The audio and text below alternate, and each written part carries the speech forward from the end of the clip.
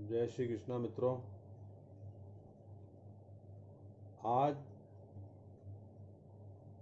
दर्पण और मिरर के बारे में मैं आपको अगली जानकारी दे रहा हूं। पिछले वीडियो में मैं बता चुका हूं कि तस्वीरें कैसे लगाना चाहिए, कौन सी दीवार पर लगाना चाहिए और किस तरीके से लगाना चाहिए। उसमें से मेरे कई क्लाइंटों के और कई मित्रों के फ़ोन आए कि भैया आप कम से कम ये तो बताइए कि हमारे पूर्वजों के चित्र हम कहाँ लगाएं। पूर्वजों का जो चित्र रहता है उसे अगर आप चाहें, ऐसे सबसे बेस्ट उसकी जगह रहती है कि उसे आप साउथ और वेस्ट कॉर्नर में लगाएं। या तो साउथ की दीवार पर लगाएं कॉर्नर पे, या वेस्ट की कॉर्नर की दीवार पे लगाएं। साउथ और वेस्ट का जो कॉर्नर होता है उस दीवार पर आप लगा सकते हैं। उसमें भी अगर वहाँ पर दीवार के नीचे अगर दरवाज़ा है तो आप दरवाजे के नीचे पूर्वजों के चित्र नहीं लगाएं। उसे आप पश्चिम की दीवार पर लगा दें, और अगर पश्चिम में दरवाज़ा है तो आप दक्षिण की दीवार पर लगाएं। लेकिन दरवाजे के ऊपर कभी पूर्वजों के या जो स्वर्गवासी हो चुके हैं उनके चित्र कभी भी दरवाजे के ऊपर नहीं लगाएं। एक महत्वपूर्ण बात कि उस तस्वीर के नीचे एक आपको रिब जरूर लगाएं। बिना सपोर्ट के या बिना किसी सहायता के फ़ोटो नहीं लगाएं। यहाँ पर या फिर आप चाहें तो उस पर स्टैंड बनवा लें और स्टैंड पर पूर्वजों के चित्र रखें। एक महत्वपूर्ण बात और, आप लोग जब पुण्यतिथि बनाते हैं या श्राद्ध पक्ष बनाते हैं तो उसमें मालाएं चढ़ा देते हैं। माला चढ़ाने के बाद उसे दूसरे दिन तुरंत उतार लें। सूखी हुई माला कभी भी घर में नहीं रखें। उसे हाथों हाथ ठंडी कर दें या बगीचे में लगा दें, डाल दें, या कहीं उसे विसर्जित कर सकते हैं। लेकिन घर में भी ज़्यादा पुराने फूल, ज़्यादा पुरानी हवन सामग्रियाँ, पुराने फ़ोटो, फटी हुई किताबें ज़्यादा दिन तक घर में नहीं रखना चाहिए। इससे भी नेगेटिविटी बढ़ती है।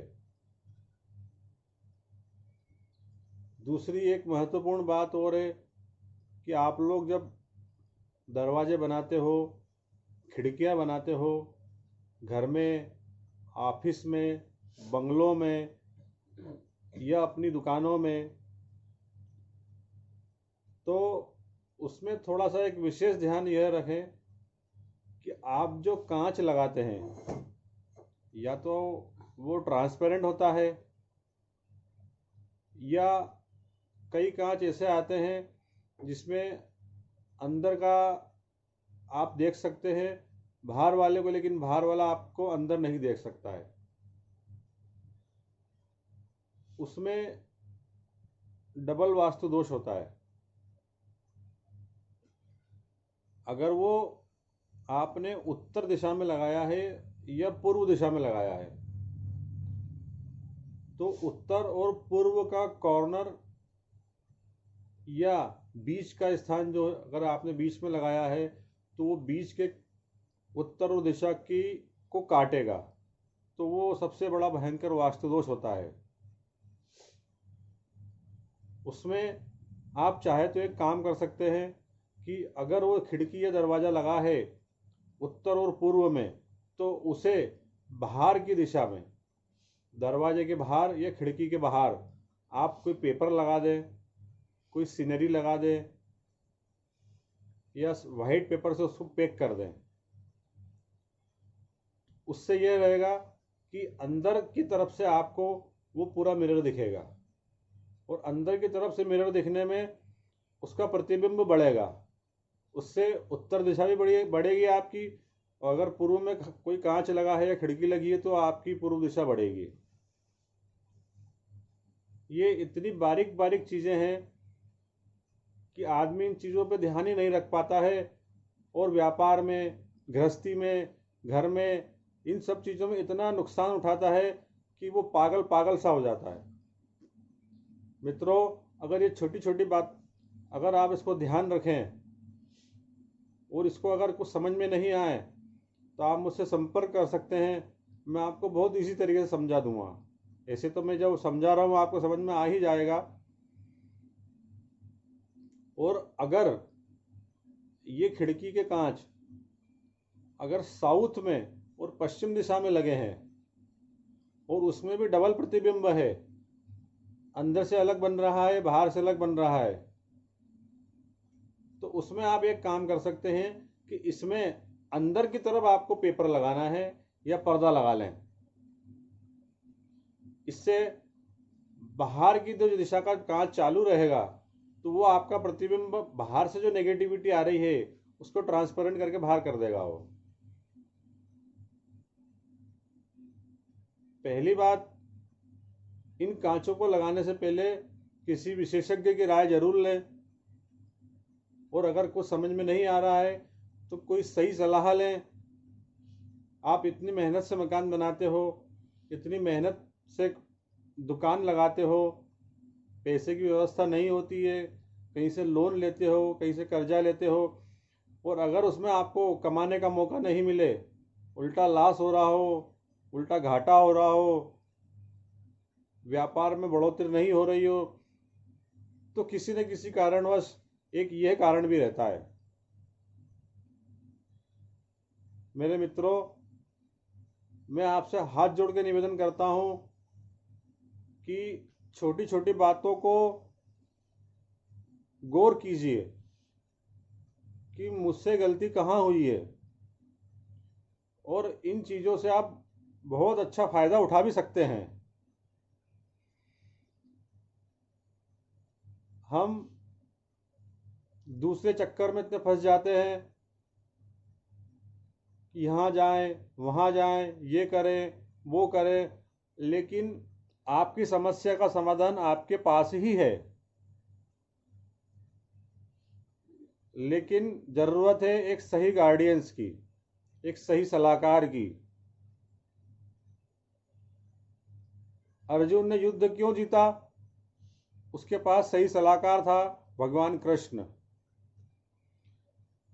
इसलिए मेरे मित्रों, बिल्कुल भी संकोच न करें। कुछ समझ में नहीं आए तो पूछें और अपने जीवन को सुख संपन्नता से बनाएं। आप इतनी मेहनत करते हो, दिन भर बैठते हो, कर्जा लिया है, घर का पैसा लगाया है, अगर उसमें भी आपको फायदा नहीं होए तो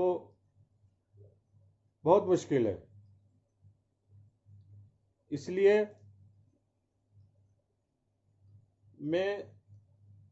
मैंने अपने अनुभव के आधार पर और जितने लोगों को इस चीज़ का फायदा हुआ है, जितने लोगों ने इस चीज़ का लाभ उठाया है, उस आधार पर मैं आपको गारंटी से कहता हूं कि इसमें आपको 100% फायदा होगा। फायदा भी इतना होगा कि आप उसकी कल्पना नहीं कर सकते। बरकत होएगी घर में, आप 100 कमाओगे, 1000 की बरकत होएगी, बशर्ते कि इन नियमों का पालन करना आपको बहुत जरूरी है।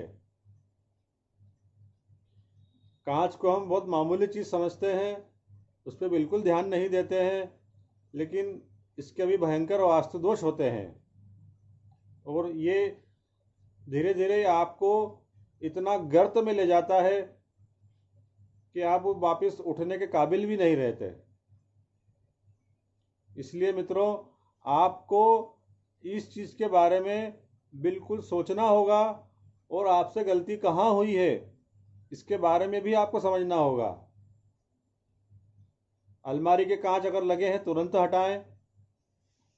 और खिड़की और दरवाजों के बारे में आपको बता ही चुका हूं मैं। पितरों का स्थान, पूर्वजों का स्थान कहाँ होना चाहिए वो भी आप इस वीडियो में सुन ही चुके हैं। अब इसके बारे में अगर आपको कोई समस्या हो तो आप मुझसे ज़रूर पूछें, मैं आपकी हर समस्या का समाधान कर सकता हूं। और आप अपनी मर्जी के मालिक और अपनी मर्जी की इच्छा से व्यापार को बढ़ा सकते हैं। आपको ये वीडियो मेरा कैसा लगा मुझे कमेंट्स में ज़रूर बताएं। मैं राहुल गहलोत अब आपसे इजाज़त चाहता हूँ। जय श्री कृष्णा।